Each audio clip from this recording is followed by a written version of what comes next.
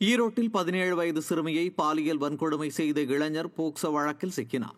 பவானியைச் சேர்ந்த தனபால் என்ற இளைஞர் ஆசை வார்த்தை கூறி சிறுமியை பாலியல் வன்கொடுமை செய்த நிலையில் சிறுமியின் பெற்றோர் அளித்த புகாரின் பேரில் பிடிபட்டார்.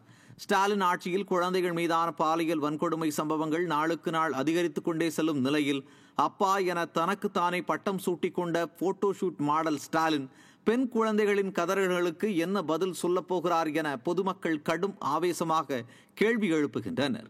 நகர் பகுதியில் வீட்டின் முன்பு பேசிக் கொண்டிருந்த பெண்ணிற்கு பாலியல் தொல்லை அளித்த நபர் சிக்கினார்.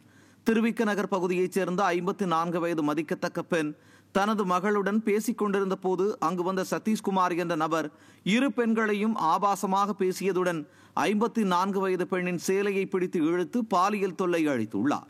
இதையடுத்து புகாரின் பேரில் சதீஷ்குமார் பிடிபட்ட நிலையில் அவர் மீது ஏற்கனவே 6 குற்ற வழக்குகள் நிலுவையில் உள்ளது தெரியவந்தது.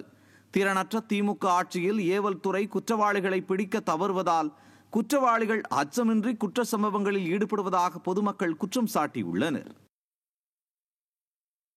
கன்னியாகுமரி மாவட்டம் தூத்தூர் அருகே பாலியல் வன்கொடுமையால் பாதிக்கப்பட்ட பெண் மருத்துவமனையில் உயிருக்கு போராடி வரும் நிலை பரிதாபத்தை ஏற்படுத்தியுள்ளது. அல்போன்சா தெரு பகுதியில் மரிய கெவின் மற்றும் பிரியங்கா தம்பதியினர் வசித்து வருகின்றனர்.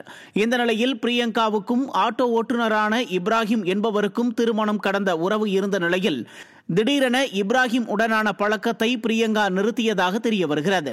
மற்றொரு நபருடன் பிரியங்காவுக்கு பழக்கம் ஏற்பட்டதை அறிந்த இப்ராஹிம் பிரியங்காவை பாலியல் ரீதியில் துன்புறுத்தியோடு அந்தரங்க உறுப்புகளில் கடுமையாக தாக்கியுள்ளார். இது குறித்தான வழக்கில் இப்ராஹிம் பிடிபட்டார். ஸ்டாலின் ஆட்சியில் பெண்களுக்கு பாதுகாப்பற்ற மாநிலமாக தமிழ்நாடு உள்ளதாக பொதுமக்கள் குற்றம் சாட்டுகின்றனர்.